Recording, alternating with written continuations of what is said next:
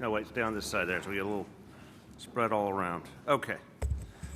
Well, good afternoon, everyone. I just want to say we've just completed an extraordinary gathering here at Gracie Mansion. The conversation revolved around addressing the issue of income inequality in this country and making sure it is at the forefront of our national discussion.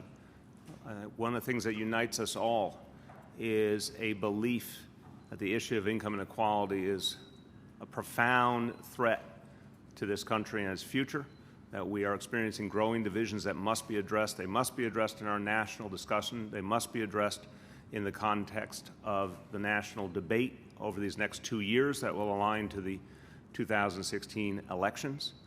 And the gathering here of an extraordinary group of progressive leaders from all over the country underscored just how deeply we all feel that this issue is not being acknowledged in the national debate and real solutions are not on the table.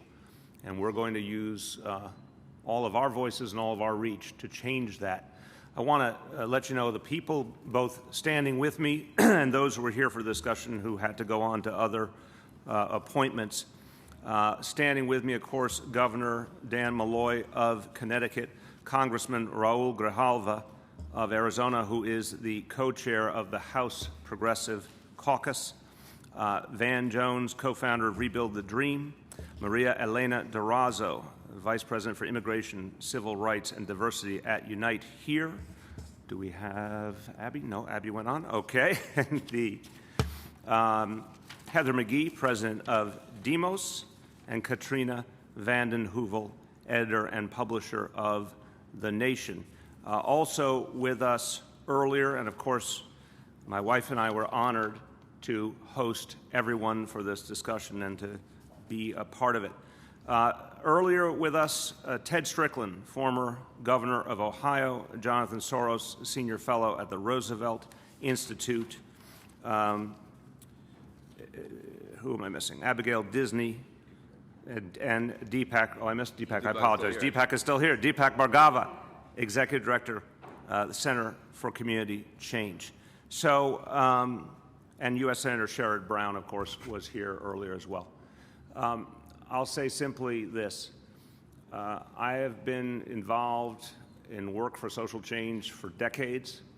I've rarely seen such a powerful gathering of people. This is a group of people who have had a profound impact on this country in all very different ways, gathered together in common cause. What we have resolved is to formulate in the next few weeks a vision for the way we need to address income inequality in this country. We will put together a document in the next few weeks. We will gather again, most likely in Washington, D.C. in May, to bring together a group of signatories to that document. I will explicitly parallel it to the 1994 Republican contract with America. We, of course, will have a very different idea, different vision, different approach, different organizing methodology, but the one thing we will share with that historical precedent is that we will gather leaders from all over the country to agree to a specific set of goals and a specific vision for addressing income inequality. Later in the year, we will sponsor a presidential forum, bipartisan presidential forum, explicitly and specifically on the topic of income inequality, and we will invite all the declared presidential candidates to participate.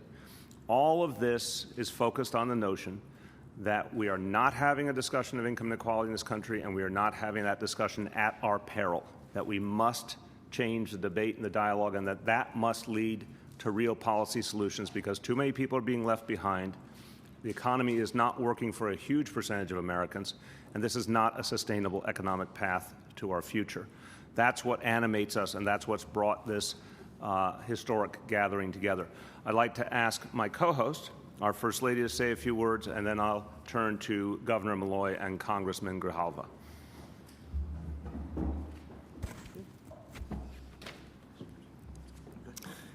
I am deeply moved by this coalition of folks gathered here today. I feel as though the prayers of poor people, working people, people of good conscience everywhere are being answered by the beginning of this very public conversation that we've needed to have in this country for a long time. And it can only help our children and the future of this country as we go forward. Thank you. Thank you very much. Governor Malloy.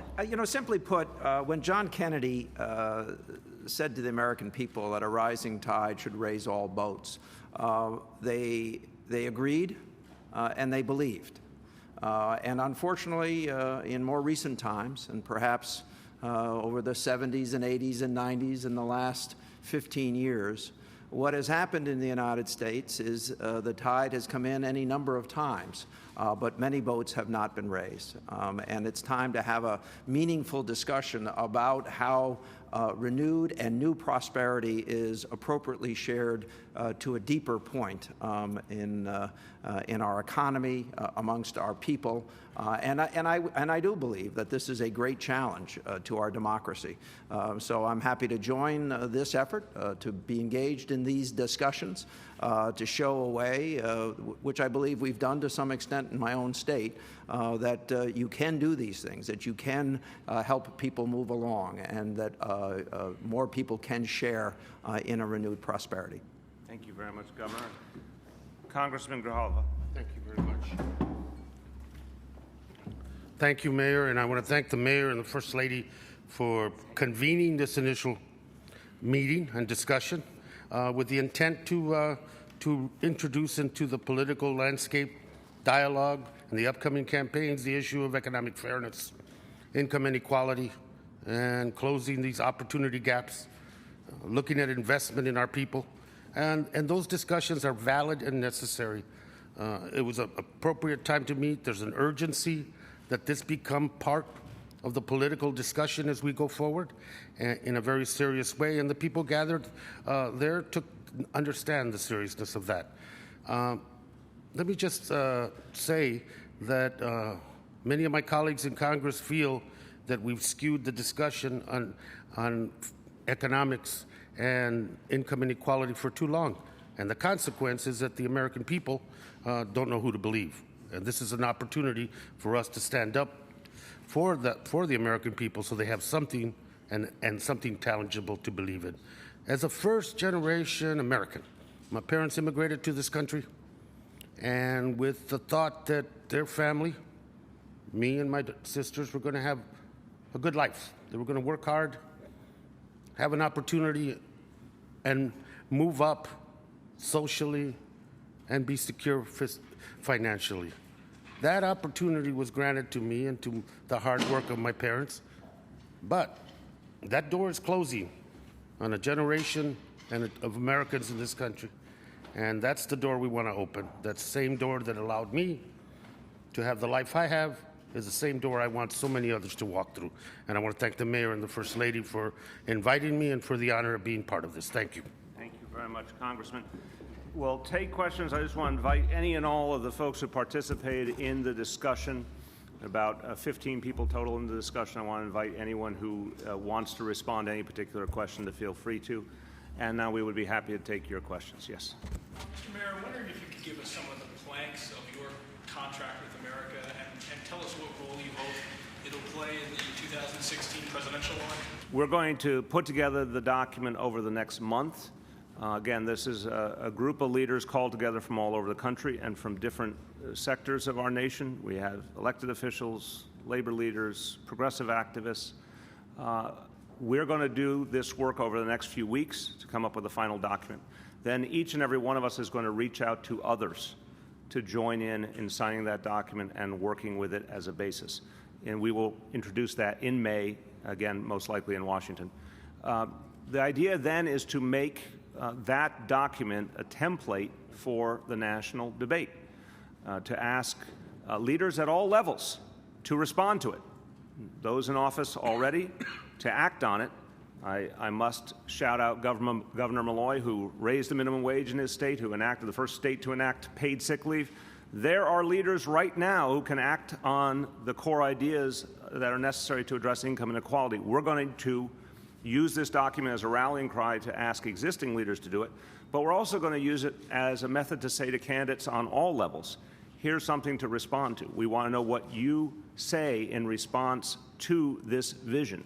And we hope that will crystallize a much more powerful national discussion that gets us to real solutions on income inequality. And to quickly follow up, are Hillary Clinton's folks involved in this discussion? In this discussion now, no. You won't go with it? Well, again, let's put aside the fact that those who are going to be candidates, first they, of course, have to decide if they're candidates and make their declarations. We'll be going to candidates on all levels and then saying to them, we want you to respond to this. But the work that's being done here is about presenting that agenda to leaders and candidates at all levels, meaning Senate, House, Governor, the whole 9 yards. So, Mr. Mayor, given your close relationship with Hillary Clinton and the Clintons, does it complicate your effort here in that you talk about a nonpartisan presidential forum, but most people expect that if Hillary Clinton were to jump in, that you would be supportive of her candidacy? So does it complicate? I don't think it complicates anything to put forward a vision for change in this country. We've got to address the issue. Every candidate at every level has to address the issue. Every leader at every level has to address the issue. And I think what has united us is the notion that there's, as Congressman said, urgency.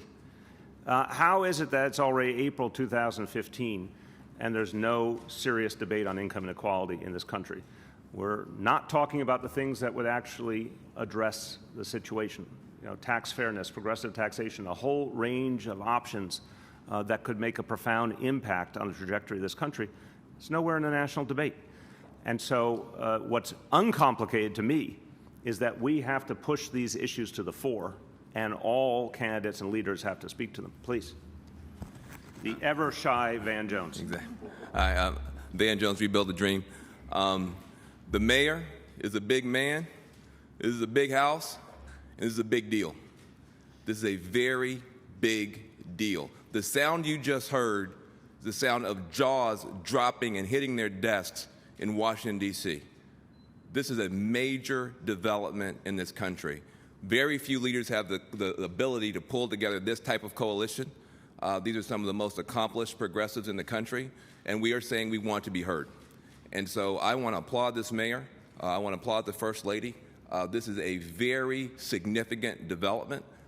In May, you are going to see, and you heard it here first, a show of force that you've never seen before of the most concerned, passionate people in this country for working folks and poor folks who have ever asserted themselves in a presidential context under the leadership of a great leader, Mr. de Blasio. He's not he didn't want to be the leader, I shouldn't say the word leader, the convener.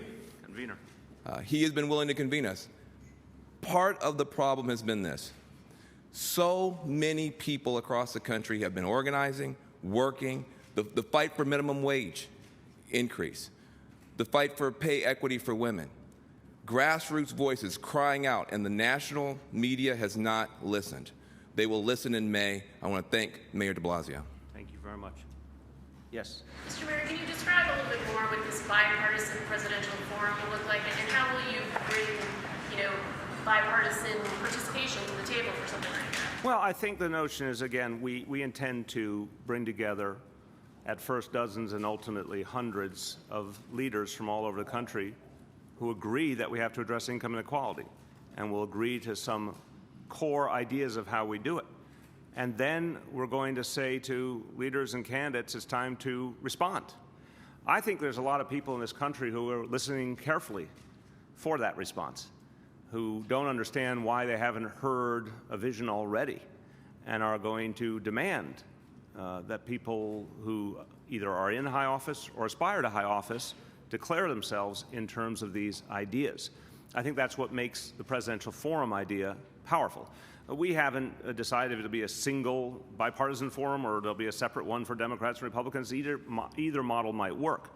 But I think the idea is there will be real consequences here because so many meaningful leaders will gather around this idea that a candidate would probably be smart to participate, not just because of the weight of the coalition that's been gathered, but because the reality of not participating sends a message of a lack of concern about these issues. And again, we know, especially those of us who run for office, how deeply our constituents feel this. Do you want to join me?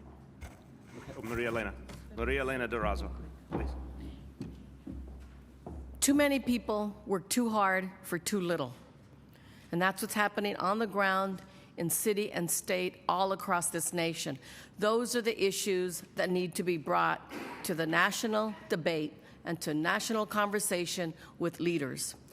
One family owns the wealth that equals the wealth of 43% of Americans. One family equals a wealth of 43% of American workers. There's something deeply wrong with that, and we hope that this gets the debate going to real solutions on a national basis. And we thank Mayor de Blasio for this. Thank you. Yes. Mayor de Blasio, you've had like a lot of things recently, like including this, which is where you're sort of like on the national stage, addressing national issues. What would you say to people that say you have enough to do in New York, you should focus on that? And should we take this that you want some kind of higher office, that you want to run for something, you know? I intend to run for re-election as mayor of New York City. That's the only thing I'm running for, but I'll tell you why it's so important to the people in New York City, and I think we would all say it for the people we represent. You know, again, there are elected officials here, and there are people who have spent their life working on behalf of working people. I think we could all say it in our own way. If we don't change national policies, we cannot serve our people the way we should. I can't tell you how many issues, I imagine Governor has this feeling too, the issues we deal with every day. We're trying to create affordable housing for our people. We're trying to provide mass transit so people can get to work. We're trying to save our infrastructure, our roads, our bridges that are aging rapidly. All of these are areas where an energetic federal government involvement would help our people. But on all those topics, you would be right to say, don't hold your breath. We've got to change the politics of this country to be able to serve our people. And the issue of income inequality is even deeper. So that's the practical answer to your question, why anyone who represents everyday people needs to be a part of this effort. But the bigger point is, if you will, a moral one. The country's headed in a very dangerous direction. We're becoming ever more divided. We have now worse income inequality than at the time of the stock market crash in 1929. If we don't address it, we will look up in a few years and wonder why we didn't see the warning signs. So I think for all of us, there is a sense of moral urgency that this transcends our day jobs. This is our obligation as Americans to do something about this. Let me just say, let's give a practical example of what we're talking about. I have said for a long time that no one should, in our country, should work 35 or 40 hours a week at one job or multiple jobs and still live in poverty. It just doesn't make sense. Somebody gets up and goes to work and works 35 and 40 hours a week, they need to be out of poverty. And we need to get to a situation in our country where that's recognized again. That no one is expected to devote themselves to hours of labor and then still go home and live in poverty. There are real examples. Early childhood education available to children universally in well-to-do communities and not universally in other communities. The housing point that the mayor has made. Infrastructure itself, whether it's transportation or other related. These are all things that can come together to allow us to be a society where more people participate successfully. And that's what we're trying to do. Amen. Heather McGee. Across the country today, the lights are dimming on the American dream. And the meeting today is meant to be a beacon to say that this will not stand anymore. We have a society right now where a cashier who makes $7.25 an hour not only just gets to buy $7.25 an hour worth of food for her children, $7.25 worth of education for herself, but she also only seems to merit $7.25 worth of esteem in our political culture, and only $7.25 worth of voice in our democracy. And so when we look at the yawning chasm of opportunity in this country. We have to recognize that this did not happen by accident, that public policy decisions and concerted, organized power got us into this place, and public policy decisions and concerted, organized power are going to get us out. And I think that that is what we've started here today. Thanks very much to the vision and leadership of the Mayor and the First Lady. Thank you very much. Okay. In recent months, some leading Republicans, Mitt Romney among them, have made comments about income inequality as an issue. Do you take them as genuine, and what do you make of it? I think it's important to recognize that even Republicans, even some conservative Republicans, feel they have to talk about the issue. Now, I don't take those comments personally too seriously because I've not seen a single policy prescription to go with them. But it is a very telling sign that leaders who did not even think of uttering those words a year ago now feel like they have to address income inequality. That says that things are already moving on the ground. Therefore, those who are serious about the issue now have to put it front and center and attach to it very specific proposals for change. I think that's a bellwether, but now we have to see the next piece. Yes. I don't know where to start, but really the question is, how do you win? I mean, I remember George McGovern. I remember Bobby Kennedy. I remember your fight for a tax on the rich to pay for pre-K.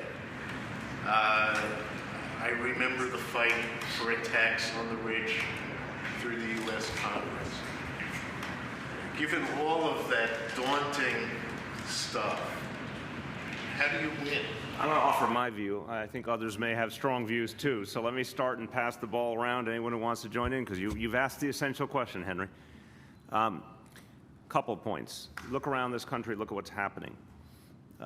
November 2014, referenda on minimum wage, including in very red states, passed overwhelmingly. You look at the candidates in 2014 who stood up and spoke out on income inequality and stood their ground. Those candidates won. Dan Malloy is the finest example of that. A guy who took the kind of steps a leader should take in office to address income inequality, won with a larger margin in 2014 than he did in 2010. You look at our fight for pre-K. I do remind you we got the resources for pre-K. So I think there's a lot of different permutations, but I think the essence of the answer to your question is, and I think it picks up on Heather's point, you change the politics of this country by bringing an idea to the people and getting the people to believe in it, and then the leaders have to respond. It has been one hand clapping for too long, where the notion of, in effect, a trickle-down economics vision has dominated. We're suggesting that it is time to address income inequality, and there's a series of progressive policies that would actually do it, many of which are being innovated on the ground in places like Connecticut or New York City or Seattle, all sorts of parts of this country where real action's happening. It's time to make this the context for a national discussion, and if we don't, we will keep sliding backwards as a nation. Deepak. We've seen tremendous progress over the last decade on a whole set of issues. When they started, no one thought they could see the light of day. Marriage equality, immigration. Van talked today about the huge seismic change in the debate about criminal justice.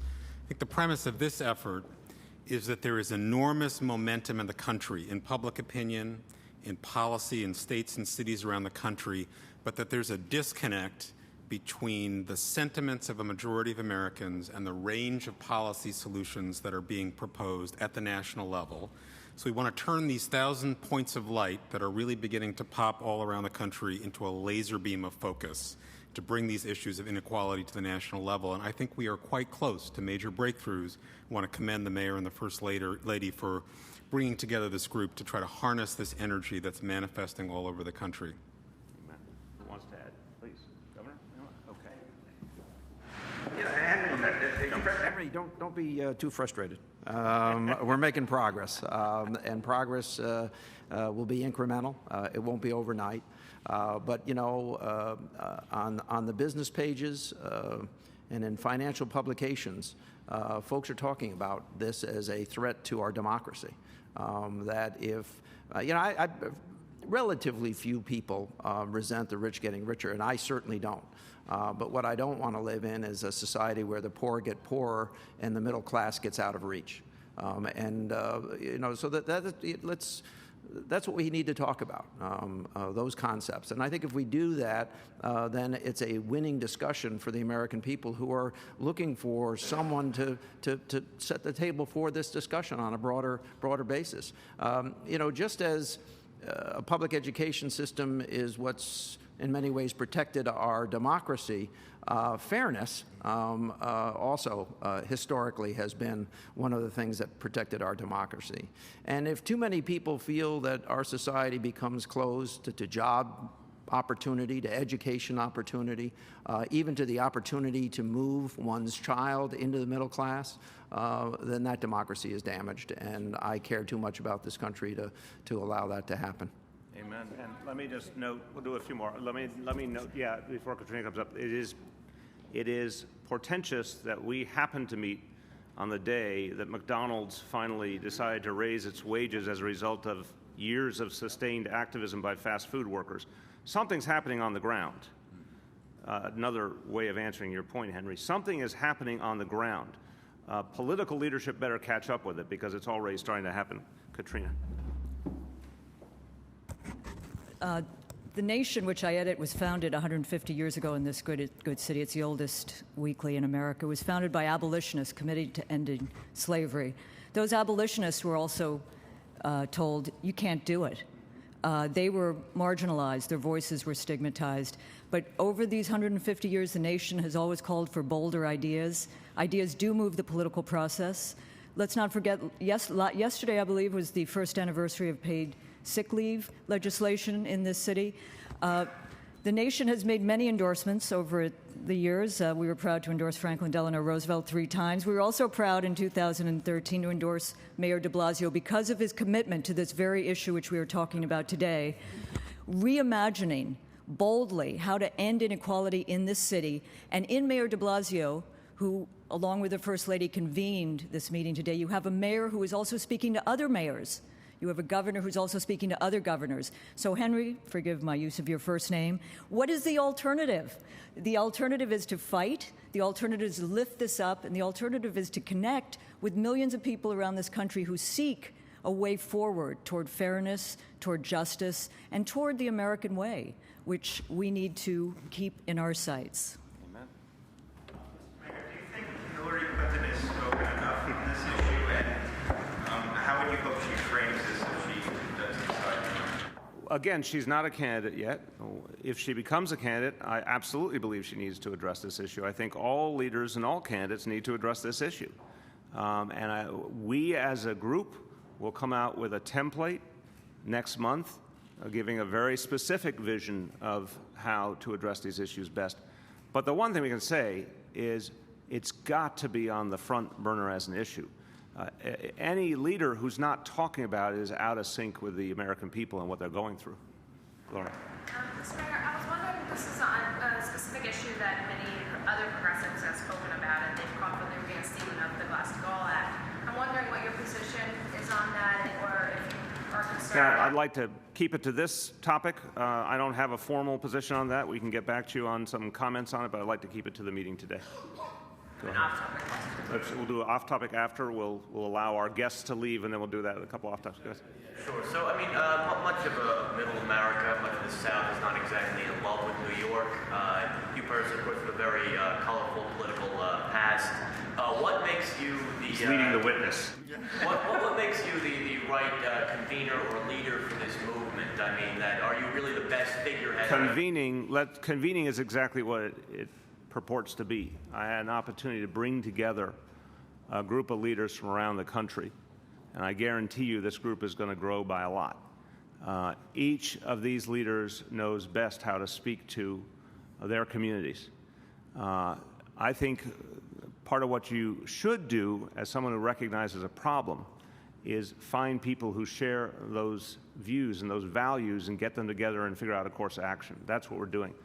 I believe this is going to be something much bigger than any of us. This is going to be a coalition that fundamentally changes the debate in this country. Please. Wait.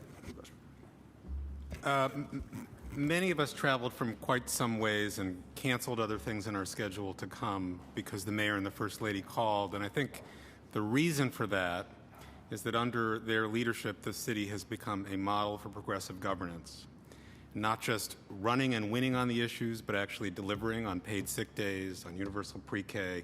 So I think all of us felt very honored to be asked to be part of this discussion. And there's real credibility here as a convener, and we believe that New York can be a shining light. It's important to say that the other leaders in the meeting, the other electeds, have also fought incredibly hard and brought incredible tenacity and leadership to this issue. And the partnership between electeds and the civic sector, civic society, and the media is going to be critical to creating the critical mass we need. But we all felt incredibly honored to participate and are grateful, very grateful to the mayor and the first lady for their leadership. Yes. Mr. Mayor, two questions. You mentioned the need for bipartisan solutions here. Were any Republicans invited to this event? And secondly, would you require a presidential candidate to agree to this template, this platform, to secure your endorsement? So first question, progressives were invited to this event. This is not a partisan gathering, and it goes far beyond the question of electoral politics. This gathering was about how we change the course of our country's future. And the one thing, and I was the person who came up with the guest list with the First Lady, who approves everything that happens in this place. The guest list was determined by a simple notion. I wanted to bring together people who had a very big impact through their work and who were proven progressives who I thought could be part of constructing something much bigger. That's how I looked at it. And that's how we're going to build this out with similarly minded people. From my point of view, every one of us has a different sense of the electoral construct. I won't speak for anyone else. We will agree on a core set of ideas. I think every candidate should speak to those ideas. I don't think anyone sees it necessarily as a 100% litmus test, but I can safely say the candidates must speak to the question of income inequality and must offer meaningful solutions. That certainly will be how I look at endorsement decisions, whether any candidate is addressing the issue that I think is the crucial issue of our times. Anything else? Last call on this, and then we'll do a little bit of local off-topic in a second on this meeting. Go ahead. Follow-up to Will's question. You participated in the election in Albany in November. It backfired. There's a bunch of Republicans got elected. Are you worried that could backfire here? Well, you're leading the witness also. I think I'm very, very proud to have supported my fellow Democrats and progressives running for state Senate. It makes no sense to me that the state of New York still has a Republican-led state Senate when you look at everything else that's happening. And I think there's a lot of reasons why that's true, and I thought it was very, very important to support progressive candidates around the state. The reasons those candidates didn't prevail in several cases, I think, have to do with the local realities of their districts and lots of other factors. I don't pretend to have been decisive in any of those races. I'm also proud that we were able to elect a new Democratic state senator in Buffalo. But no, I think that is a coward's way, not about you. I'm saying for anyone who looks at things that way, you're not a coward. Anyone who looks at an issue of social change and says, well, you know, it may not work the first time, therefore we shouldn't try, or it didn't work the first time, then therefore we must give up. No, I think the whole notion we're putting forward here is this change has to work. We're talking about this fundamental change in the national dialogue on income inequality and a fundamental change in national policies related to income inequality. It's not, you know, do you win it and lose it the very first time? This is going to be a sustained effort until the changes are made. Just want to say a couple things. You may not get this. This is a national hero. I just want to be very, very clear. There are very few leaders in this country that have the stature to call the kind of meeting that this man called. And when you see what happens in May, you're going to be even more impressed. I think sometimes people with the hometown crowd may be a little bit rough. I want to be very, very clear about two things. Number one, we are in a situation now where the average, everyday African American is faced with not just the overall crisis of the middle class, but someone in their family probably has been involved with the criminal justice system. we have to talk about how it is that we give people second chances coming home from prison. This mayor is somebody who's not afraid to talk about that. This mayor is not responsible for the fact that Democrats across the board did poorly in 2014. We did poorly in 2014 because we didn't speak to the economic issues. I happen to know, talking to people like Newt Gingrich, with whom I had a television show, that there were some conservatives and Republicans that were afraid that Republicans were being so tone deaf on the economy, they were opening the door for Democrats in 2014.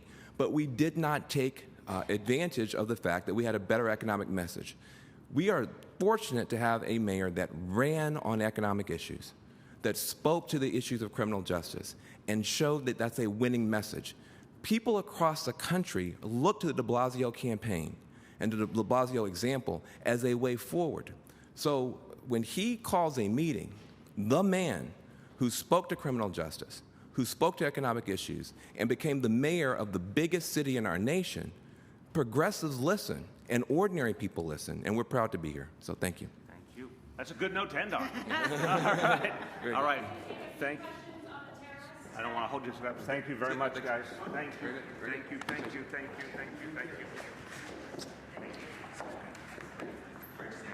Yeah, very much. Reset here. Okay, I'm just going to give, Andrea, I'll give a couple of updates first. So everyone is aware of the arrests that occurred earlier today. I've been thoroughly briefed on this situation by NYPD. It is very, very important to note there was never any imminent threat to our fellow New Yorkers. This was, I'm going to use my own word here, this was a conspiracy that was undercut before it could turn into something dangerous. And I want to commend the NYPD and commend the FBI for their exceptional effort and for undercutting this conspiracy. I also want to note, because this is an important day to recognize how much we depend on our counterterrorism efforts by the NYPD and how much we depend on our partnership with the federal government. We make a huge expenditure in this city on counterterrorism efforts. About 1,000 of our officers are devoted to them. Tremendous amount of technology is utilized.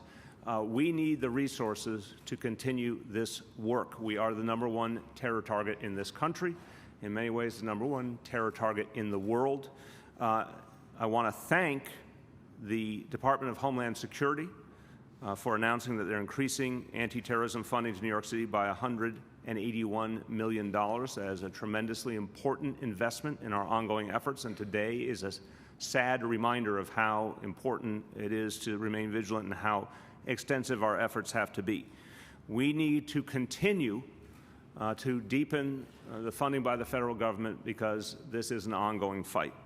And there's a bipartisan group of members of the Congress, led by Congressman Crowley and Congressman King, that sent a letter today to the Appropriations Subcommittee on Homeland Security and called for fully funding the existing grant programs involving counterterrorism. I want to commend both Congressman Crowley and Congressman King for the work they're doing.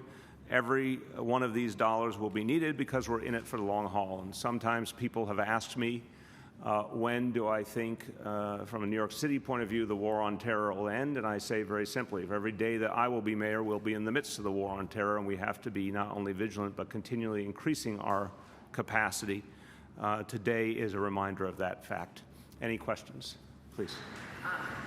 Unrelated topic to this. Can we stay on this?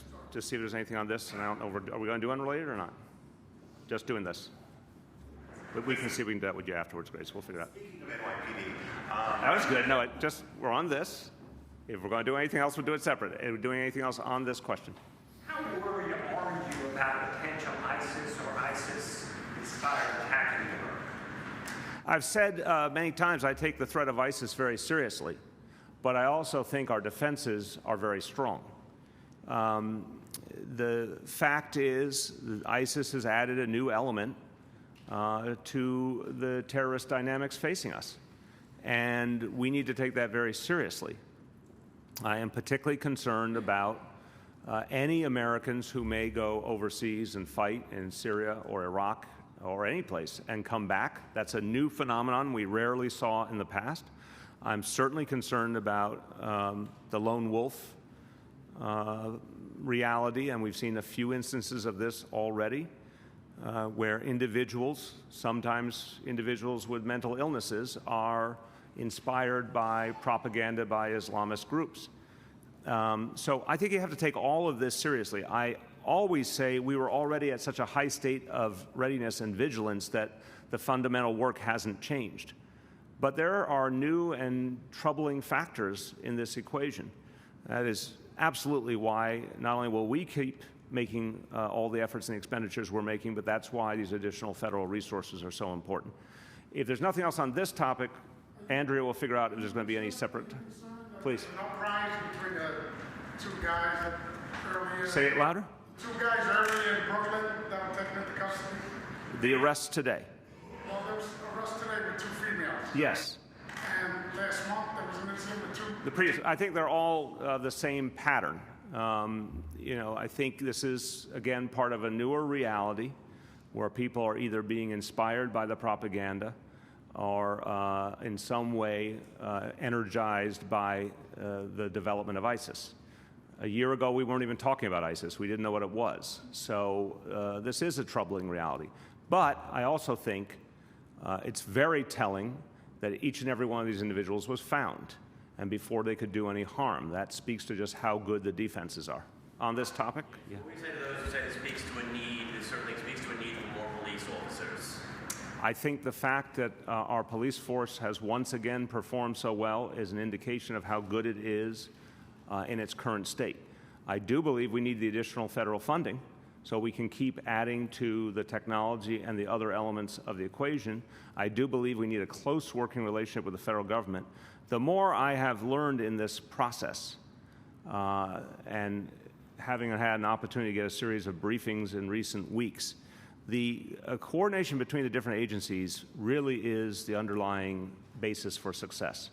As you know, in the past, there were some tensions between NYPD and federal agencies. Those have been resolved, and I give great credit to Commissioner Bratton and Deputy Commissioner Miller and others for that. I think that's what defines our success, that coordination with our federal partners and having the technology and the federal resources we need. But I think our current police force is doing an extraordinary job at fighting terror. Just follow up on the question you just answered. Are you still contemplating a zero increase in the NYPD headcount, or have you concluded, as your commissioner has concluded, that there needs to be some increase in the headcount? I'm impressed by your fortitude, and we will have a budget announcement at the time of the executive budget. Well, I think we've been over this now for a year and a quarter. We make budget announcements the day we make the budget announcement. We don't just give you hints. We actually make a budget announcement. One of your closest advisors, Jonathan Rosen, advises you while Are you on topic? No. Okay, so I'm going to do this one more time. If there's anything else on this topic, it's all yours. If not, Andrea will work with you to get you an answer in the short term. Last call on this question of the incident today and the arrest today. Okay, thanks, everyone.